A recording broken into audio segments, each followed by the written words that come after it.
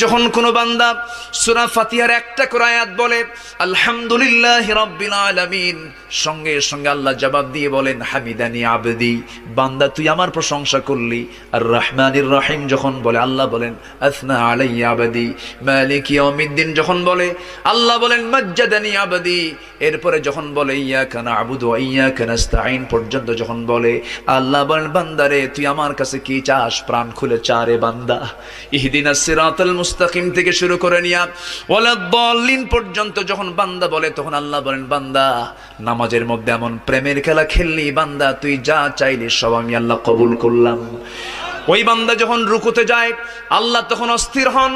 ওই বান্দা যখন সিজদায় যাওয়ার জন্য প্রস্তুতি নাই, সমস্ত ফেরেশতাকে ডাক দিয়ে বলেন ও ফেরেশতারা, এই বান্দাগুলো আমাকে দেখলো না, রাসূলকে দেখলো না, কোরআনকে দেখে হাদিসকে বিশ্বাস করে আমাকে খুশি করার জন্য তার সবচেয়ে সম্মানজনক